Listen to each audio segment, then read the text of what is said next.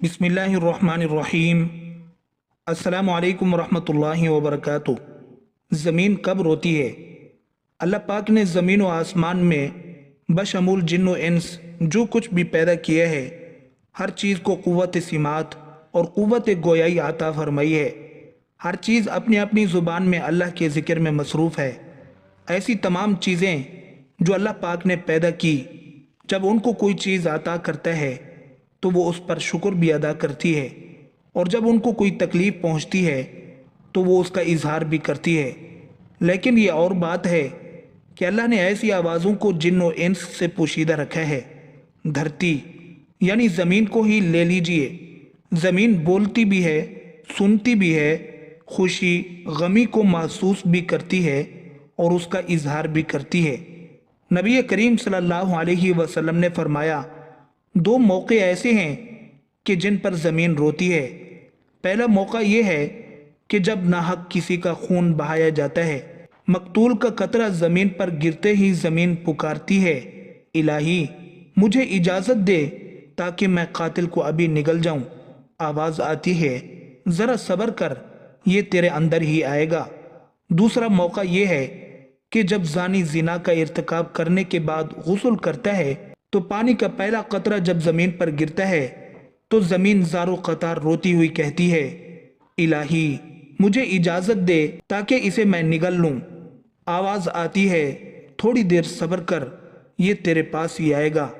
زناکاری ایک بدترین لعنت، کمینگی اور ذلت اور پستی کی علامت، بہیمانہ فعل اور جرم شنیع ہے۔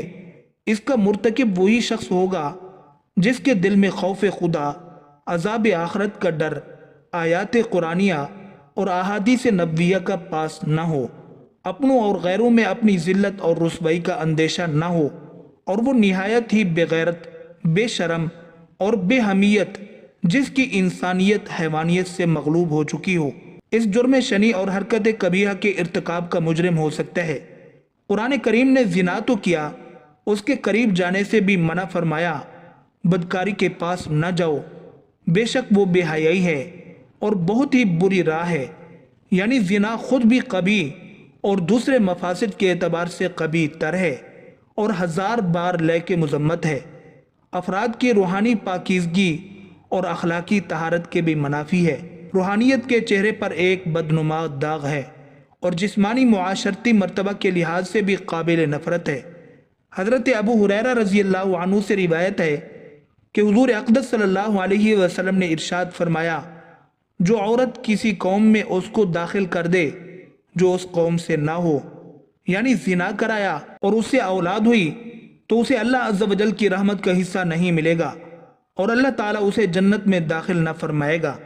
حضرت عبداللہ بن عباس رضی اللہ عنہ سے روایت ہے، رسول اللہ صلی اللہ علیہ وسلم نے ارشاد فرمایا، جس قوم میں زنا اور سود ظاہر ہو جائے تو انہوں نے اپنے لیے اللہ عز و جل کے عذاب کو حلال کر لیا۔ حضرت عمرو بن عاص رضی اللہ عنہ سے روایت ہے کہ نبی اکرم صلی اللہ علیہ وسلم نے ارشاد فرمایا، جس قوم میں زنا ظاہر ہوگا وہ قحط میں گرفتار ہوگی، اور جس قوم میں رشوت کا ظہور ہوگا وہ رعب میں گرفتار ہوگی۔ حضرت بریدہ رضی اللہ عنہ سے روایت ہے کہ رسول اللہ صلی اللہ علیہ وسلم نے فرمایا، ساتوں آسمان اور ساتوں زمینیں بوڑھے زانی پر لعنت کرتی ہیں۔ زانیوں کی شرمگاہ کی بدبو جہنم والوں کو ایذا دے گی۔ نبی کریم صلی اللہ علیہ وسلم نے فرمایا، زنا سے 6 باتیں ظہور پذیر ہوتی ہیں، 3 دنیا میں، 3 آخرت میں۔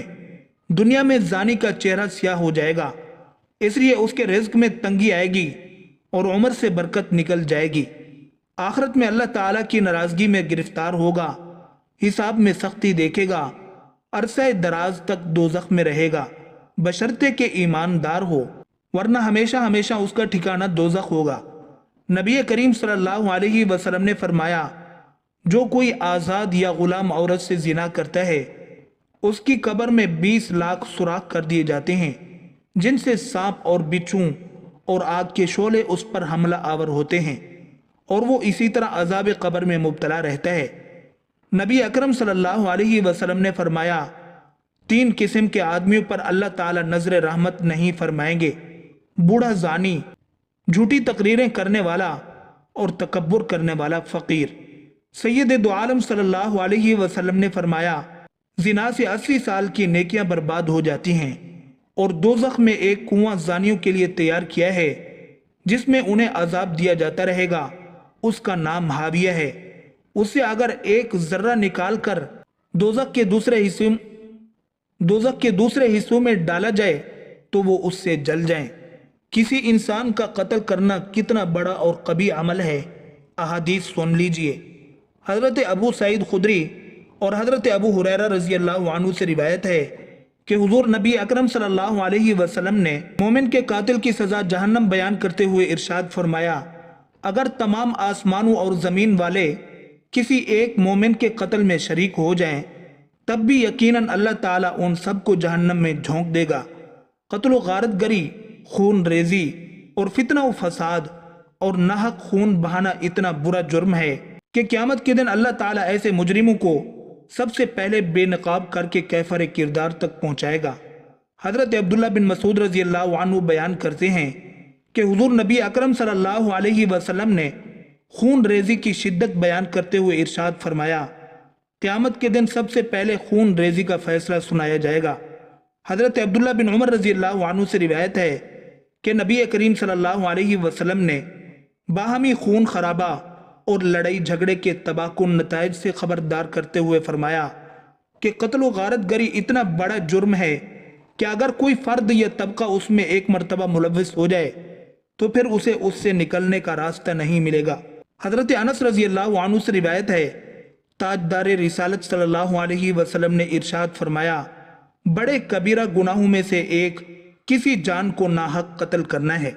کسی مسلمان کو ناحق قتل کرنے والا قیامت کے دن بڑے خسارے کا شکار ہوگا۔